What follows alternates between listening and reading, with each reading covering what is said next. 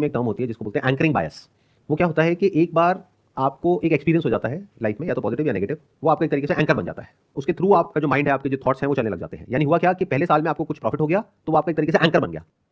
सो सबसे पहले तो इस बायस से बाहर निकलना होगा। यानी कि पहले आपको अभी की रियलिटी को समझना होगा कि अभी करंट मार्केट की क्या रियलिटी है, अभी उस लोकेशन की क्या रियलिटी है, उसको समझ करके फिर उसके हिसाब से एक डिसीजन लेना होगा। पहले एक जमाने में एक तरह के मोबाइल फोन आते थे, उसके बाद में स्मार्टफोन आए, तो ऐसे कुछ प्लेयर्स थे जिन्होंने कसम खा ली कि हम तो ऐसे ही मोबाइल फोन बेचेंगे। उनका क्या हुआ? खत्म हो गए, बर्बाद हो गए। वक्त के साथ बदलना ही पड़ता है।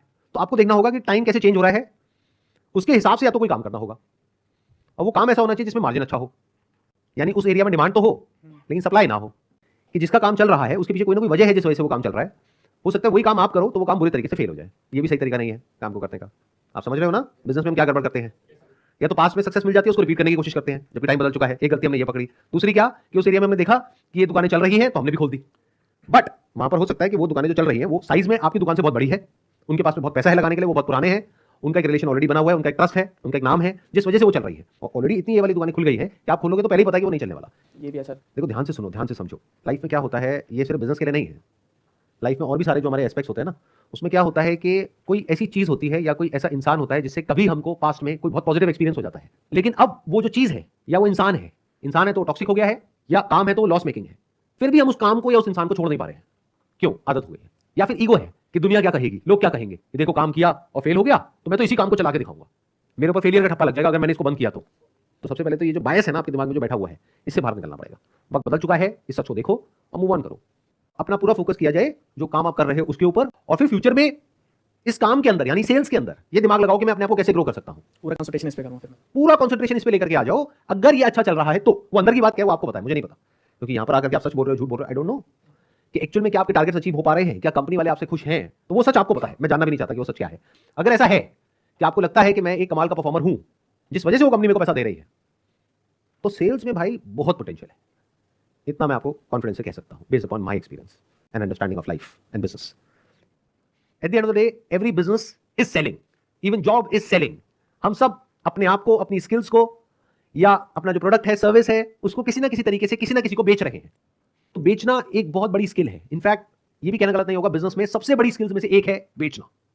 तो अगर ये स्किल आप अपनी इंप्रूव कर सकते हो तो यहां से बहुत पैसा कमा सकते हो। ध्यान से मेरी इस बात को सुनना, इंटरेस्ट से कोई फर्क नहीं पड़ता है। एक्चुअल में ऐसा क्या है आपके अंदर जिसके बेस पर आप आगे लाइफ में और ज्यादा ग्रो कर सकते हो।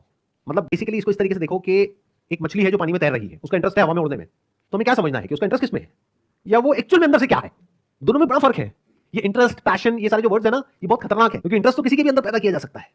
जैसे आपका भाई है, आपसे छोटा है, उसके पास में मैं आऊं और आकर के उससे स्टॉक मार्केट के बारे में बात करने लग जाऊं। ये देख भाई, मैं तेरे को कहानी सुना रहा हूं। ये बंदा है वहां पर यूएस में, इसने $100 से शुरुआत करी थी, यानी 8,000 रुपए से, और आज इसके पास में 8,000 करोड़ रुपए है। तो वो कर सकता है तो तू भी कर सकता है।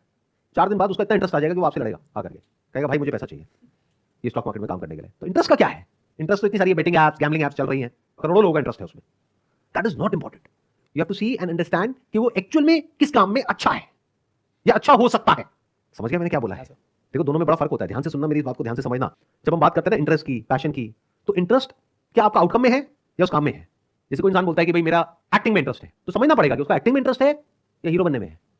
दोनों में फर्क देख पा रहे हो? बहुत बारीक सा फर्क है। हीरो बनने में तो सबका इंटरेस्ट है, किसका नहीं है? यानी हीरो बनने के बाद जो लाइफ मिलती है वो किसको नहीं अच्छी लगती है? सबको चाहिए, बट क्या एक्टिंग में इंटरेस्ट है? चलो इंटरेस्ट भी है एक्टिंग में, क्या एक्टिंग के लिए जो टैलेंट चाहिए होता है, या फिर उस टैलेंट के ऊपर इतना काम करना होता है कि वो टैलेंट एक्चुअल में स्टैंड आउट कर सके, क्या उस सब में उसका इंटरेस्ट है, या सिर्फ हीरो बनना चाहता है वो? 99% लोग जो पैशन, इंटरेस्ट, इन सब चीजों की बातें करते हैं, उनका आउटकम में तो इंटरेस्ट है, लेकिन जो उसके लिए धक्के खाने पड़ेंगे, यानी एक्टिंग सीखने के लिए या अपनी एक्टिंग को इंप्रूव करने के लिए धक्के खाने पड़ेंगे, उसमें कोई इंटरेस्ट नहीं है। बिजनेस के लिए सबसे इंपॉर्टेंट क्या है? एक ऐसा दिमाग जो खुला हुआ हो, जिसको हर तरफ से अपॉर्चुनिटी नजर आ रही हो। जहां पर लोगों को दिखता है कि यहाँ कुछ नहीं हो सकता, वहां पे भी उसको नजर आ रहा हो कि यहाँ पे भी बहुत कुछ हो सकता है। उसका दिमाग 24 घंटे ऐसे चल रहा हो। अगर ऐसा है तो उसको सीखना पड़ेगा कि बिजनेस होता क्या है। तब मेरी जो सीरीज है वो उसके काम की है।